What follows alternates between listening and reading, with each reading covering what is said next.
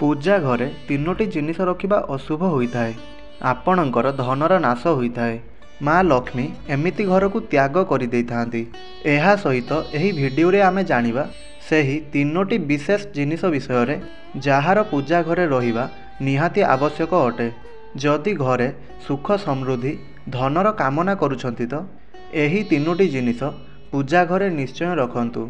स्वयं भगवान श्रीकृष्ण कहिछंती एही सबु विषय रे। तो आसंतु विस्तार भाव रे जानिबा। सेथिपाई भिडियो को शेष पर्यंत निश्चय देखंतु। ताहा पूर्वरु एही भिडियो को गोटे लाइक करंतु एवं आम चैनल को सब्सक्राइब करी पाखरे आसुथिबा बेल रो आइकन को मध्य प्रेस करंतु। प्रत्येक मनुष्य निजर घरे छोट मोट पूजा घर किंबा मंदिर अवश्य तैयारी करिथाए। जहा मध्यरे से ताहार सबु प्रिय देवी देवता एवं तांको सह जड़ित महत्वपूर्ण जिनिस श्रद्धा भावरे रखिथाए। से तार मंदिर रे देवी देवतांकर फोटो बा मूर्ति पूजा पाठरे लागुथिबा सामग्री इत्यादि जिनिस रखिथाए। परंतु आमर शास्त्र रे मंदिर मध्यरे एमिति किछि जिनिस रखिबा बहुत शुभदायक हेउथिबा बेले आउ किछि जिनिस जाहाकु ठाकुर घरे रखिबा बहुत अशुभ एवं अमंगलकारी होइथाए। एहा द्वारा घरे नकारात्मक शक्तिर संचार होइथाए एवं कली झगड़ा होइथाए एवं आपणकर सर्वदा क्षति होइथाए। आज आमे जानिबा एमिति ही अशुभ जिनिस विषय रे जाहाकु केते लोक जना अजणारे घरर मंदिर रे रखि दियंती। जदि आपणकर ठाकुर घरे एमिति जिनिस रखा जाइछि तेबे ताकु तुरंत सेठारु हटाई दियंतु। लोके एमिति एथिपाई कहिथांती कि काहींकिना तांकु लागि थाए कि एही जिनिस धार्मिक अटे एवं एहार भी पूजा करिबा दरकार। भगवान श्रीकृष्ण कहिथांती कि कली जुगरे मनुष्य किछि अशुद्ध जिनिस को धार्मिक मानि करी पूजा करिवो जाहाकु शास्त्र रे वर्जित करा जाइछि। भगवान श्रीकृष्ण एहार भविष्यवाणी पूर्वरु ही करि देइथिले कि कली जुगरे मनुष्य अधार्मिक एवं अशुभ जिनिसर भी पूजा करिवो। तो चलंतु जानि नेबा आमे आमर पूजा घरे केउ जिनिस रखिबा दरकार एवं केउ जिनिस रखिबा अनुचित होइथाए। सबुठु प्रथम कथा दीप एवं धूपदानी। बंधु माने भारतर परंपरा माटी सहित जोड़ी हुई रही थाए। एथिपाई मंदिर रे पारंपरिक माटीर दीप अवश्य रहिबा दरकार। जदि आपण माटीर दीप रखि पारिबे नाही तो धातुर दीपर उपयोग करंतु। पितलर दीप आपण चाहिए गोबर रे तैयारी घसी रखी करी एहा उपरे गुड़ आउ घिओ रखी करी एहार धूप भी देई पारिबे। एमिति करिबा द्वारा घरे सुख शांति बनी रही थाए। द्वितीय जिनिसटी अटे स्वस्तिक। घरर मंदिर रे स्वस्तिक अवश्य रहिबा दरकार। काहींकिना स्वस्तिक आपणकर घरे शक्ति सौभाग्य एवं शुभत्वर प्रतीक बोली माना जाइथाए। एही मुख्य कारण अटे कि कौनसी शुभ कार्य करिबा पूर्वरु स्वस्तिकर चिन्ह अवश्य बना जाइथाए। तृतीय जिनिस अटे कलश। भगवान श्रीकृष्ण कहती कलश सुख एवं समृद्धिर प्रतीक अटे। आपणक घरे मंदिर रे सिंदूर रे स्वस्तिक बनाई एहा उपरे कलश अवश्य रखंतु। तापरे घरे सर्वदा समृद्धि बनी रही थाए एवं ऐश्वर्यर प्राप्ति होइथाए। चतुर्थ जिनिस अटे शंख। शंख बहुत ही कम लोक जानिछंती कि शंखर उत्पत्ति समुद्र मंथनर 14टी रत्न सहित होइतिला। एही कारणरु शंख माँ लक्ष्मींकर अत्यंत प्रिय अटे। शंखर ध्वनि द्वारा सकारात्मक ऊर्जार संचार होइथाए। एथिपाई मंदिर रे शंख अवश्य रखिबा दरकार।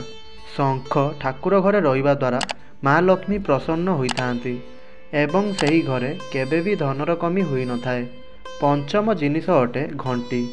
ठाकुर घरे आपण घंटी अवश्य देखिथिबे काहींकिना घंटी को शुभ माना जाइथाए। एथिपाई जेउ घरर मंदिर रे घंटीर शब्द होइथाए सेठाकार वातावरण शुद्ध एवं पवित्र बनी थाए। ताहा सहित सुख समृद्धि प्राप्ति होइथाए।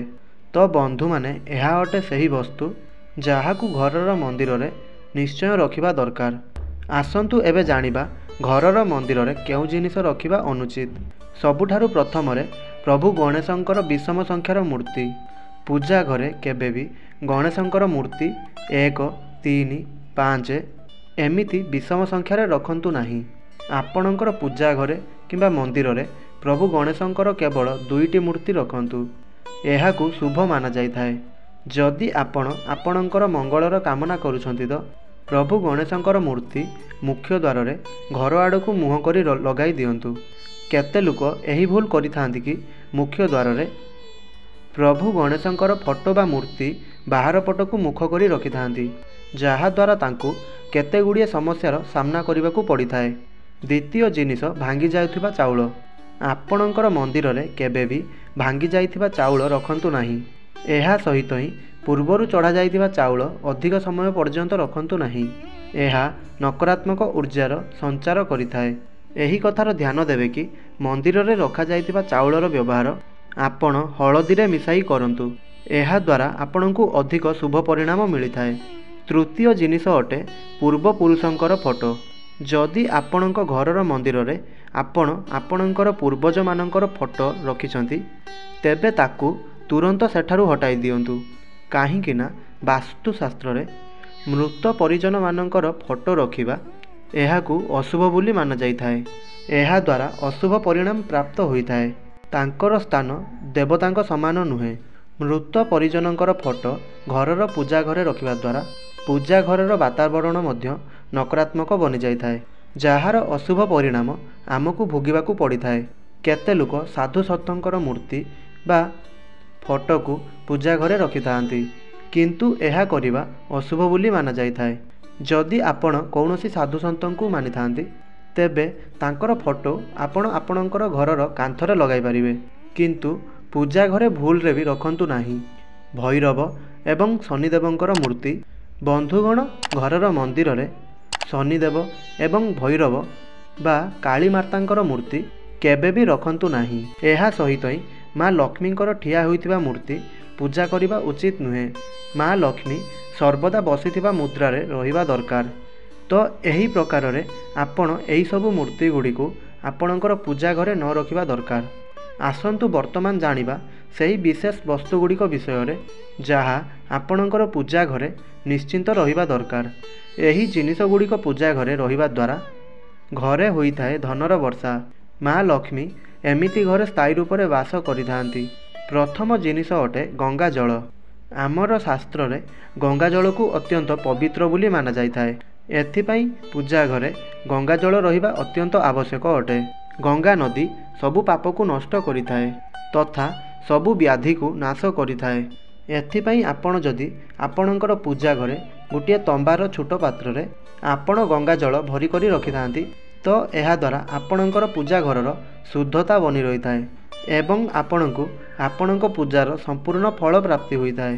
द्वितीय जिनिष अटे कलश। ताहा सत्यनारायण पूजा हेउ, माँ लक्ष्मी पूजा हेउ, नवरात्रिर पर्व हेउ किंबा कौनसी प्रकारर उत्सव हेउ तथा मांगलिक कार्य हेउ कलशर स्थापना करा जाइथाए। पूजारे कलशर उपयोग देवता माननकु आवाहन करिबा पई होइथाए। ईश्वरंक सामने तंबार कलशरे पानी भरी करी रखिबा एते शुभ होइथाए कि जदि आमे प्रतिदिन पूजा करिबा समय रे भगवानंक सामने तंबार कलशरे पानी भरी करी रखिबा तो ताहार चमत्कारी प्रभाव आमको अवश्य देखिबाकू मिलिथाए। एथिपाई मुख्य रूप से तंबार कलशर उपयोग करंतु। प्लास्टिक बोतल रे किंबा कौनसी अपवित्र पात्र रे गंगा जल को बिल्कुल भी रखंतु नाही। अपवित्र धातु जेमिति कि आलुमिनियम एवं लुहारे बना होइथिबा पात्र रे गंगा जल रखंतु नाही। गंगा जल को तंबा पात्र रे रखिबा शुभ होइथाए। केतकीर फूल शिवलिंग रे अर्पण करंतु नाही। कौनसी भी पूजा रे मनोकामनार सफलता पाई दक्षिणा अवश्य देवा उचित। माँ लक्ष्मी को विशेष रूप से पद्मफूल अर्पण करने दरकार एवं जदि आपण यह शुक्रवार दिन करिथांती तो केते गुड़िए लाभ मिलता है। सर्वदा यही कथार ध्यान रखिबे कि केबे भी दीपरु दीप न जलाइबा उचित। शास्त्र अनुसार जो व्यक्ति दीपरु दीप जलाई थाए सेमाने रोगी होइथांती। घरर मंदिर रे सकाळ एवं संध्यारे दीप अवश्य जलांतु। गोटे दीप घीयर एवं अन्य दीपटी तेलर अवश्य जलाइबा उचित। पूजार दीप सर्वदा सठिक दिगरे रखंतु। घीयर दीप सर्वदा डाहाण पटे एवं तेलर दीप सर्वदा बाम पटरे रखंतु। जलपात्र, घंटी, धूपदानी एमिति जिनिष सर्वदा बाम पटरे रखिबा उचित। तेबे आपणଙ୍କୁ जदि एही भिडियोटी भल लगी थाए ताहाहेले तले थिबा हमर कमेंट बॉक्स रे जय मां लक्ष्मी अवश्य लिखंतु एवं भिडियो को गोटे लाइक करंतु।